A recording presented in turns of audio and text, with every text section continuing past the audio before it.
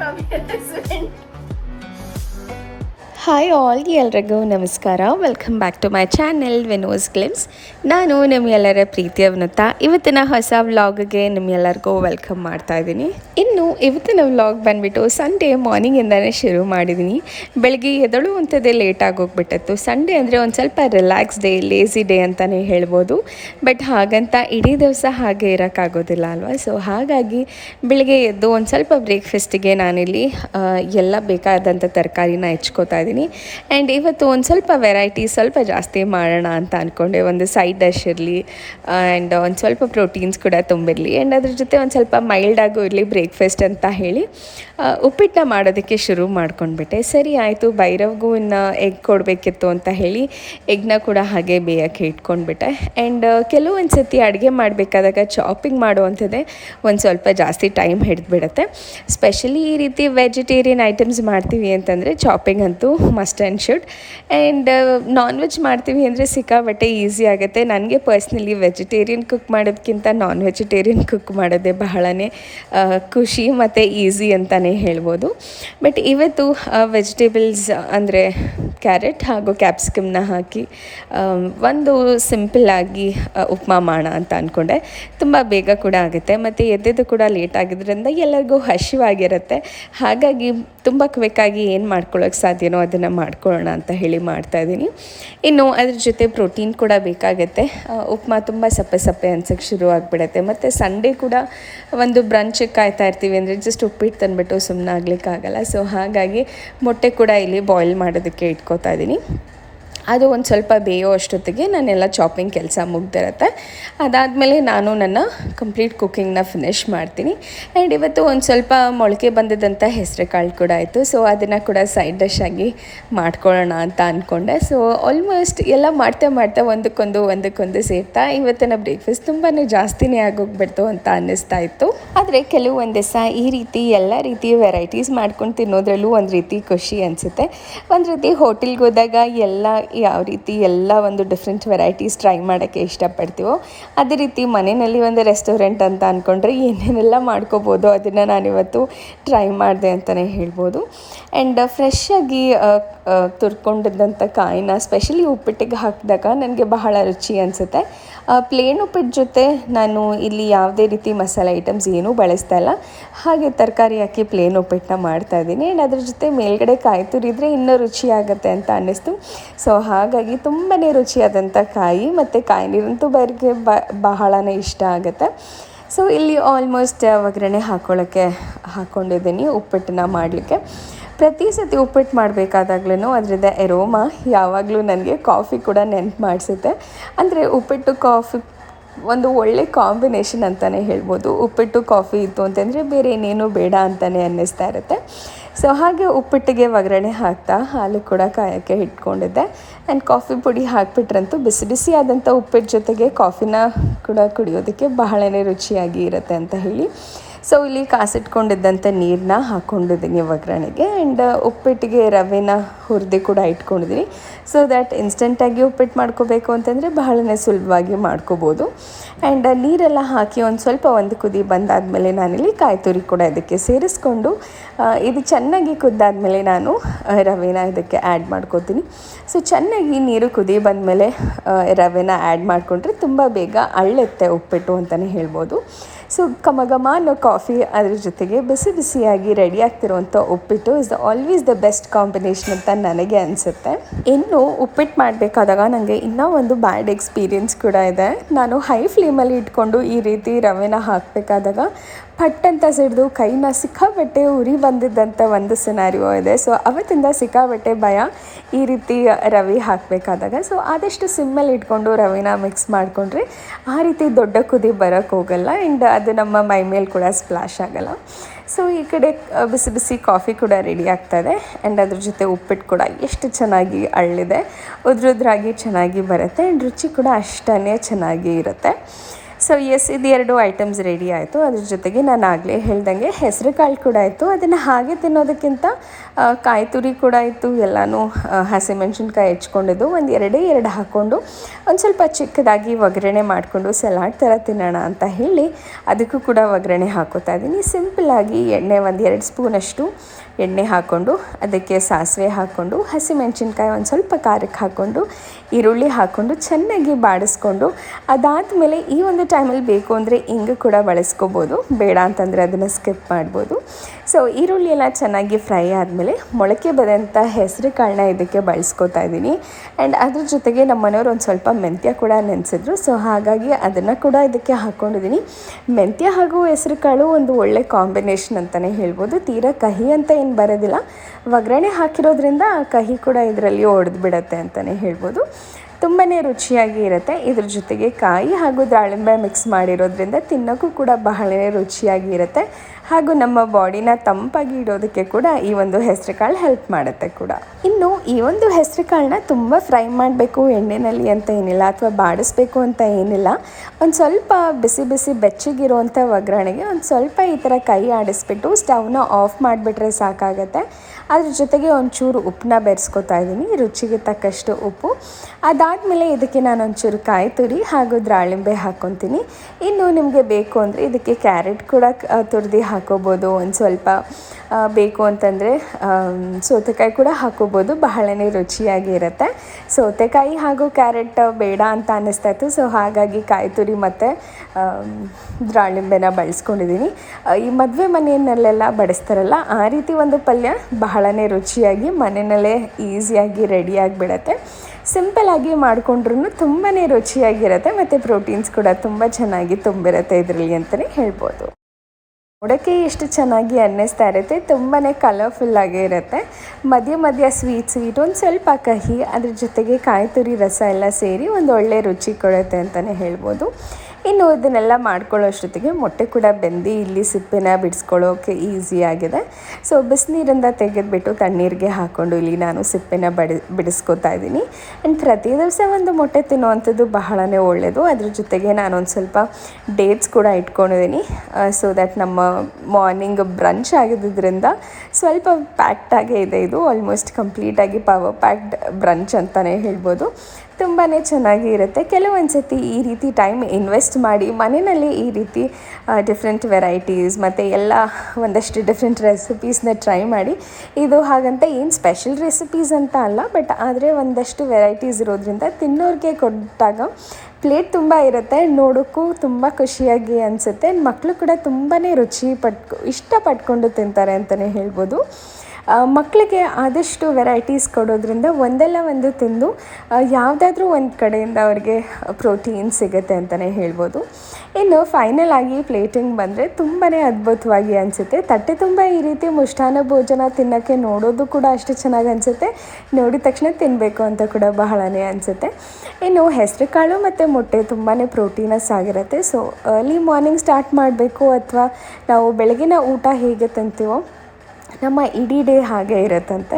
So ಆದಷ್ಟು healthy ಫುಡ್ಸ್ನ morning ಮತ್ತು protein ತುಂಬಿರುವಂಥ ಫುಡ್ನ ಮಾರ್ನಿಂಗ್ ಆ್ಯಂಡ್ ಈಸಿಯಾಗಿ ಡೈಜೆಸ್ಟ್ ಆಗುವಂಥ ಊಟನ ಸಂಜೆ ಮಾಡೋದ್ರಿಂದ ನಮ್ಮ ಬಾಡಿ ಒಂದು ಬ್ಯಾಲೆನ್ಸ್ಡ್ ಆಗಿ ಇರುತ್ತೆ ಅಂತಲೇ ಹೇಳ್ಬೋದು. ಸೊ ಹಾಗಾಗಿ ಒಂದು ಪವರ್ ಪ್ಯಾಕ್ಡ್ ಬ್ರೇಕ್ಫಾಸ್ಟ್ ಅಂತಲೇ ಹೇಳ್ಬೋದು. ಒಂದು ಹೆಲ್ದಿ ಬ್ರೇಕ್ಫಾಸ್ಟ್ ಆಗಿತ್ತು ಇವತ್ತಿನ ನಮ್ಮ ಸಂಡೇ ಬ್ರಂಚ್ ಅಂತ ಹೇಳಿದ್ರೆ ತಪ್ಪಾಗಲ್ಲ ಅನಿಸುತ್ತೆ. ನೀವು ಕೂಡ ಈ ರೀತಿ ವೆರೈಟೀಸ್ ಟ್ರೈ ಮಾಡಿ ನೋಡಿ, ಚಿಕ್ಕ ಪುಟ್ಟದಾಗಿರ್ಬೋದು, ಬಟ್ ಈ ರೀತಿ ಪ್ಲೇಟ್ ತುಂಬ ಒಂಥರ ಡಿಫ್ರೆಂಟ್ ವೆರೈಟೀಸ್ ಕೊಟ್ಟರೆ ಮನೆಯವ್ರಿಗೂ ಕೂಡ ಬಹಳನೇ ಖುಷಿ ಪಡ್ತಾರೆ. ಇನ್ನು ಪ್ರೀವಿಯಸ್ ಡೇ ಒಂದು ಬ್ರೆಸ್ಟ್ ಪೀಸ್ ಕೂಡ ಹಾಗೆ ಇತ್ತು ಚಿಕನ್ದು. ಸೊ ಅದು ಕೂಡ ಇಲ್ಲಿ ಆ್ಯಡ್ ಮಾಡ್ಕೊತಾ ಇದ್ದೀನಿ. ಒಂದು ರೀತಿ ಸಂಡೇ ಅಂತಂದರೆ ನಾನ್ ವೆಜ್ ಅಂತಲೇ ಹೇಳ್ಬೋದು, ಬಟ್ ಇವತ್ತು ನಾವು ಉಪ್ಪಿಟ್ಟು ಇದೆಲ್ಲ ವೆರೈಟೀಸ್ ಮಾಡಿದ್ರಿಂದ ಇವತ್ತು ನಾನ್ ವೆಜ್ ಬೇಡ ಅಂತ ಅನ್ನಿಸ್ತು. ಬಟ್ ಆದರೆ Sunday is incomplete without non veg ಅಂತ ಅನಿಸುತ್ತೆ. ಸೊ ಹಾಗಾಗಿ ಇಲ್ಲಿ ತಂದಿದ್ದಂಥ ಒಂದು ಬ್ರೆಸ್ಟ್ ಪೀಸ್ನ ಒಂದು ಸ್ವಲ್ಪ ಹಾಗೆ ಶಾಲೋ ಫ್ರೈ ಮಾಡಿ ಅದನ್ನು ಕೂಡ ಬಳಸ್ಕೊತಾ ಇದ್ದೀನಿ. ಸೊ ಘಮ ಘಮ ಹಾಗೂ ಬಿಸಿ ಬಿಸಿ ಆದಂಥ ಕಾಫಿ ಜೊತೆಗೆ ಉಪ್ಪಿಟ್ಟು ಇದನ್ನೆಲ್ಲ ಸವಿತಾ ಇದ್ದರೆ ವಾವ್ ಅಂತ ಅನಿಸುತ್ತೆ. ಇನ್ನೇನು ಬೇಕೋ ಇನ್ಯಾವ ರೆಸ್ಟೋರೆಂಟ್ಗೆ ಹೋಗಬೇಕು ಅಂತ ಅನ್ನಿಸ್ತಾ ಇರುತ್ತೆ. ಮನೆಯಲ್ಲೇ ಈ ರೀತಿ ಒಂದು ಸ್ವಲ್ಪ ಟೈಮ್ ಇನ್ವೆಸ್ಟ್ ಮಾಡಿ ನಾವು ಮಾಡ್ಕೊಂಡು ತಿನ್ನೋದ್ರಿಂದ ಮನೆಯವ್ರಿಗೂ ಖುಷಿಯಾಗುತ್ತೆ, ನಾವು ಕೂಡ ಬಹಳನೇ ಹೆಲ್ದಿಯಾಗಿ ಇರ್ತೀವಿ ಮತ್ತು ತಿನ್ನೋದಕ್ಕೂ ಬಹಳ ರುಚಿ ಮತ್ತು ತುಂಬ ಸ್ಯಾಟಿಸ್ಫೈಯಿಂಗ್ ಅಂತ ಅನಿಸುತ್ತೆ. ಈ ರೀತಿ ಪ್ಲೇಟ್ ತುಂಬ ವೆರೈಟೀಸ್ನ ನೋಡಿ ತಿಂದು ಮುಗಿಸೋ ಅಷ್ಟೊತ್ತಿಗೆ wow, it was a perfect meal ಅಂತ ಕೂಡ ಅನಿಸುತ್ತೆ. ಇನ್ನು ಸಂಡೇ ಅಂದರೆ ನನ್ನ ಪ್ಯಾಂಪರ್ ಡೇ ಅಂತ ಕೂಡ ಹೇಳ್ಬೋದು. ಅಂದರೆ ಅವತ್ತು ಒಂದು ಸ್ವಲ್ಪ ಟೈಮ್ ತೊಗೊಂಡು ನನ್ನ ನೇಲ್ಸ್ ಬಗ್ಗೆ ಕೇರ್ ಮಾಡೋದು ಅಥವಾ ನನ್ನ ಹೇರ್ ಆಯಿಲಿಂಗ್ ಮಾಡುವಂಥದ್ದು ಅಥವಾ ಬೇರೆ ಏನಾದರೂ ನನ್ನ ಸ್ಕಿನ್ ಕೇರ್ ರೊಟೀನ್ ಮಾಡೋದಾದರೆ ನಾನು ಸಂಡೇಸ್ನೇ ಅದನ್ನು ಪ್ರಿಫರ್ ಮಾಡ್ತೀನಿ. ಸೊ ದ್ಯಾಟ್ ರಿಲ್ಯಾಕ್ಸ್ಡ್ ಆಗಿ ಇರುತ್ತೆ ಮತ್ತು ಮಾಡೋದಕ್ಕೂ ಒಂದು ರೀತಿ ಖುಷಿ ಇರುತ್ತೆ ಅಂತ. ಸೊ ಇವತ್ತು ಕೂಡ ಅದೇ ರೀತಿ ಒಂದು ಫೇಸ್ ಆ್ಯಂಡ್ ಬಾಡಿ ಸ್ಕ್ರಬ್ನ ರೆಡಿ ಮಾಡ್ಕೊತಾ ಇದ್ದೀನಿ. ಇಲ್ಲಿ ಬಳಸ್ತಾ ಇರುವಂಥದ್ದು ಹೆಸರು ಕಾಳು, ಒಂದು ಸ್ವಲ್ಪ ಮೆಂತ್ಯ, ಬೇಳೆ ಹಾಗೂ ಅಕ್ಕಿನ ಬಳಸ್ತಾ ಇದ್ದೀನಿ. ಸೊ ಇದಿಷ್ಟು ಐಟಮ್ಸ್ ನಮ್ಮ ಸ್ಕಿನ್ಗೆ ಒಂದು ರೀತಿ ವೈಟ್ನಿಂಗ್ ಎಫೆಕ್ಟ್ ಮತ್ತು ಸ್ಕ್ರಬ್ಬಿಂಗ್ ಕೊಡೋದಕ್ಕೆ ಹೆಲ್ಪ್ ಮಾಡುತ್ತೆ. ಆ್ಯಂಡ್ ಒಂದು ಸ್ವಲ್ಪ ಮಾಯ್ಶ್ಚರ್ನ ಹಿಡಿದಿಡೋದಕ್ಕೆ ಆಲ್ಮಂಡ್ನ ಕೂಡ ನಾನಿಲ್ಲಿ ಬಳಸ್ತಾ ಇದ್ದೀನಿ. ಇದೆಲ್ಲದನ್ನು ಡ್ರೈ ಪೌಡರ್ನ ನಾನು ಮಾಡ್ಕೊತಾ ಇದ್ದೀನಿ. ಸೊ ದ್ಯಾಟ್ ಪ್ರತಿ ಸತಿ ನಾನು ಸ್ನಾನಕ್ಕೆ ಹೋಗಬೇಕಾಗಲಿ ಅಥವಾ ಫೇಸ್ ವಾಶ್ ಮಾಡಬೇಕಾದಾಗ ಈ ಒಂದು ಸ್ಕ್ರಬ್ನ ಬಳಸ್ಕೊಂಡು ಫೇಸ್ ವಾಶ್ ಮಾಡಿದರೆ ಸಿಕ್ಕಾಬಟ್ಟೆ ಸಾಫ್ಟ್ ಅಂತ ಅನಿಸುತ್ತೆ ಮತ್ತು ಸ್ಕಿನ್ ಕೂಡ ತುಂಬ ಹೆಲ್ದಿಯಾಗಿ ಇರೋದಕ್ಕೆ ಹೆಲ್ಪ್ ಮಾಡುತ್ತೆ. ಯಾವುದೇ ರೀತಿ ಹೊರಗಡೆ ನಾವು ಫೇಸ್ ಸ್ಕ್ರಬ್ ಆಗಿರ್ಬೋದು ಅಥವಾ ಫೇಸ್ ವಾಶ್ ತೊಗೊಂಬರ್ಬೋದು, ಬಟ್ ಮನೆಯಲ್ಲೇ ಮಾಡ್ಕೊಳ್ಳೋಂಥ ಈ ಒಂದು ಪೌಡರ್ ತುಂಬಾ ಎಫೆಕ್ಟಿವ್ ಆಗಿ ಇರುತ್ತೆ. ಈ ಒಂದು ಪೌಡರ್ ನಾನು ಏನು ಮಾಡ್ಕೊಂಡಿದ್ದೀನಿ, ಜಸ್ಟ್ ಒಂದು 1/4 ಚಮಚದಷ್ಟು ತೊಗೊಂಡು ಅದ್ರ ಜೊತೆಗೆ ಒಂದು ಸ್ವಲ್ಪ ಹಾಲು ಅಥವಾ ಮೊಸರು ಮಿಕ್ಸ್ ಮಾಡಿಕೊಂಡು ಮುಖಕ್ಕೆ ಹಚ್ಚಿ ಒಂದು 5 ನಿಮಿಷ ಬಿಟ್ಟಾದಮೇಲೆ ತೊಳೆದ್ರೆ ತುಂಬಾ ಡಿಫ್ರೆನ್ಸ್ ಕಾಣಿಸುತ್ತೆ. ಮುಖ ಕೂಡ ತುಂಬ ಸಾಫ್ಟಾಗಿ ಅನಿಸುತ್ತೆ. ಆ್ಯಂಡ್ ಯಾವುದೇ ರೀತಿ ಕೆಮಿಕಲಿ ಟ್ರೀಟೆಡ್ ಆಗದಲ್ಲೇ ಇರೋದ್ರಿಂದ ಎಲ್ಲರೂ ಕೂಡ ಇದನ್ನು ಬಳಸ್ಬೋದು, ತುಂಬ ಸೇಫಾಗಿ ಕೂಡ ಇರುತ್ತೆ. ಸೊ ಈ ರೀತಿ ತರಿಯಾದಂಥ ಪೌಡರ್ ಇರೋದ್ರಿಂದ ಇದು ಒಂದು ಸ್ಕ್ರಬ್ ರೀತಿ ಕೂಡ ವರ್ಕ್ ಆಗುತ್ತೆ ಅಥವಾ ಪ್ಯಾಕ್ ರೀತಿ ಕೂಡ ಇದು ವರ್ಕ್ ಆಗುತ್ತೆ. ಅದ್ರ ಜೊತೆಗೆ ನಾನು ಒಂದು ಸ್ವಲ್ಪ ಕಡಲೆ ಹಿಟ್ಟು ಕೂಡ ಮಿಕ್ಸ್ ಮಾಡ್ಕೊಂಡಿದ್ದೀನಿ. ಕಡಲೆ ಹಿಟ್ಟು ನಿಮ್ಗೆಲ್ಲರಿಗೂ ಗೊತ್ತಿರೋ ಹಾಗೆ ಪ್ರತಿಯೊಬ್ಬರ ಮನೆಯಲ್ಲೂ ಸಿಗುತ್ತೆ. ಹಾಗೆ ನಮ್ಮ ಸ್ಕಿನ್ಗೆ ಕೂಡ ಕಡಲೆ ಹಿಟ್ಟು ಬಹಳನೇ ಒಳ್ಳೆಯದು ಅಂತಲೇ ಹೇಳ್ಬೋದು. ಇನ್ನು ಈ ರೀತಿ ಒಂದು ಏರ್ಟೈಟ್ ಬಾಕ್ಸ್ಗೆ ಹಾಕಿ ಇಟ್ಬಿಟ್ರೆ ಆಲ್ಮೋಸ್ಟ್ 1 ತಿಂಗಳ ತನಕ ನಾವು ಇದನ್ನು ಬಳಸ್ಕೋಬೋದು. ಜಸ್ಟ್ ಒಂದು ಅರ್ಧ ಚಮಚದಷ್ಟು ಅಥವಾ 1/4 ಚಮಚದಷ್ಟು ಬಳಸ್ಕೊಂಡು ಮೊಸರು ಹಾಕ್ಕೊಂಡು ಈ ರೀತಿ ಪೇಸ್ಟ್ನ ಮುಖಕ್ಕೆ ಅಪ್ಲೈ ಮಾಡೋದ್ರಿಂದ ಬಹಳನೇ ಡಿಫ್ರೆನ್ಸ್ ಕಾಣಿಸುತ್ತೆ. ಖಂಡಿತವಾಗ್ಲೂ ನೀವು ಕೂಡ ಇದನ್ನು ಟ್ರೈ ಮಾಡಿ ನೋಡಿ, ರಿಸಲ್ಟ್ಸ್ ತುಂಬಾ ಚೆನ್ನಾಗಿ ಬರುತ್ತೆ. ನಿಮ್ಮ ಸ್ಕಿನ್ ತುಂಬ ಸಾಫ್ಟ್ ಅಂತ ಅನ್ಸೋಕ್ಕೆ ಶುರುವಾಗುತ್ತೆ ಮತ್ತು ನ್ಯಾಚುರಲ್ ಆಗಿ ನಿಮ್ಮ ಸ್ಕಿನ್ನ ರಿಪೇರ್ ಕೂಡ ಮಾಡೋದಕ್ಕೆ ಈ ಎಲ್ಲ ಇಂಗ್ರೀಡಿಯೆಂಟ್ಸ್ ಕೂಡ ಹೆಲ್ಪ್ ಮಾಡುತ್ತೆ. ನೀವು ಮೊಸರು ಅಥವಾ ನೀರನ್ನೆಲ್ಲಾದರೂ ಕಲಿಸ್ಕೊಂಡು ಪೇಸ್ಟ್ ಮಾಡ್ಕೋಬೋದು. ಇಲ್ಲ ಅಂತಂದರೆ ಹಾಲಲ್ಲಿ ಕೂಡ ಇದನ್ನು ಬೆರೆಸ್ಕೊಂಡು ನೀವು ಇದನ್ನು ಮಿಕ್ಸ್ ಮಾಡ್ಕೊಂಡು ಕೂಡ ಹಚ್ಕೊಳ್ಳೋದ್ರಿಂದ ಯಾವುದೇ ರೀತಿ ಸೈಡ್ ಎಫೆಕ್ಟ್ಸ್ ಇರೋದಿಲ್ಲ. ಆ್ಯಂಡ್ ನಿಮ್ಮ ಸ್ಕಿನ್ ಕೂಡ ತುಂಬಾ ಫ್ರೆಶ್ ಆಗಿ ಇರುತ್ತೆ. ಇನ್ನು ನನ್ನ ಪ್ಯಾಂಪರಿಂಗ್ ಜೊತೆ ನಮ್ಮ ಮನೆಯವ್ರಿಗೂ ಕೂಡ ಒಂದು ಸ್ವಲ್ಪ ಹೆಡ್ ಮಸಾಜ್ ಮಾಡಿ ಅವ್ರಿಗೂ ಕೂಡ ಒಂದು ಸ್ವಲ್ಪ ಪ್ಯಾಕ್ ಹಾಕಿ ಬಿಟ್ಟಾಗ ಅವರು ತುಂಬ ರಿಲ್ಯಾಕ್ಸ್ಡಾಗಿ ಫೀಲ್ ಮಾಡ್ತಾರೆ. So Sunday is a relaxing day for us.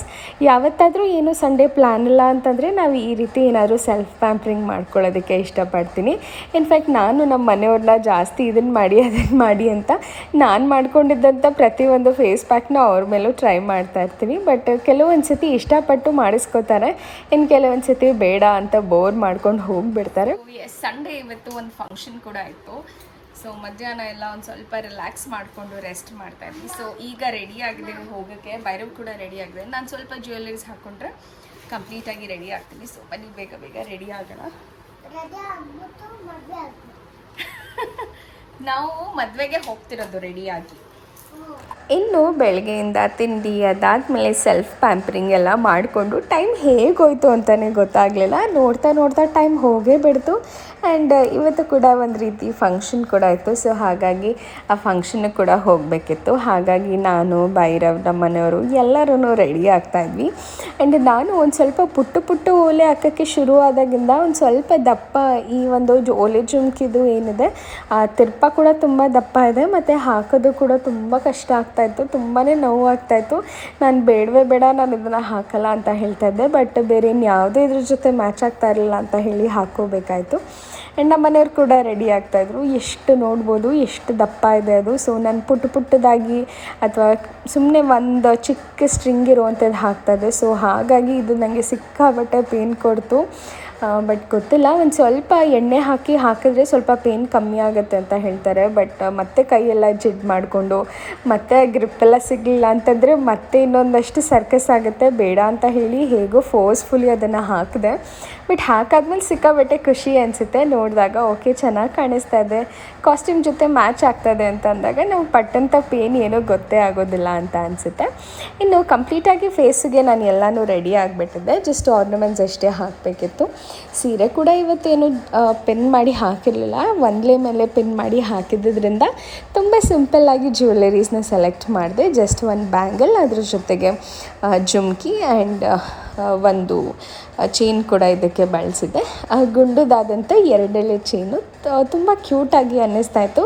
So ಅದ್ರ ಮೇಲೆ ಬೇರೆ ಇನ್ನೇನೇ ಹಾಕಿದ್ರು ತುಂಬ ಓವರ್ ಆಗ್ತಿತ್ತೇನೋ. ಸೊ ಹಾಗಾಗಿ ಒಂದು ಚೈನ್ ಹಾಗೂ ಇದಿಷ್ಟನ್ನು ಬಳಸ್ಕೊಂಡು ನಾನು ಇವತ್ತಿನ ಒಕೇಶನ್ಗೆ ರೆಡಿ ಆದೆ. ಸಿಕ್ಕಾಬಟ್ಟೆ ಖುಷಿ ಆಗ್ತಾಯಿತ್ತು. ತುಂಬ ದಿವಸನೇ ಆಗೋಗಿತ್ತು ಈ ರೀತಿ ಫಂಕ್ಷನ್ಸ್ಗಳನ್ನೆಲ್ಲ ಅಟೆಂಡ್ ಮಾಡಿ ಅಂತ ಅನ್ನಿಸ್ತಾ ಇರುತ್ತೆ.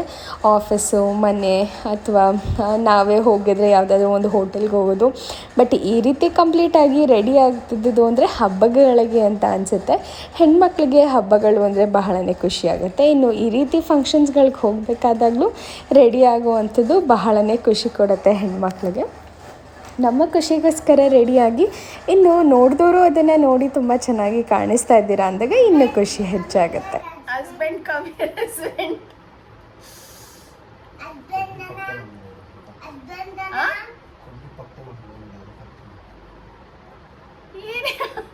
ಚಿನ್ನಿ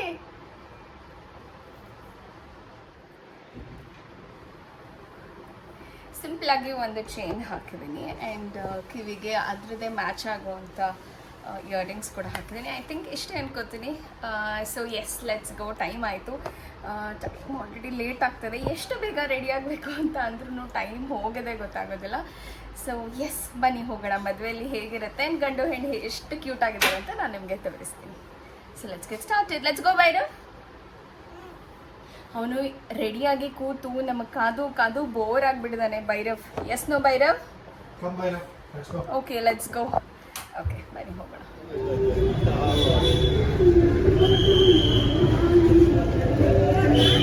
ಚಿನಿ,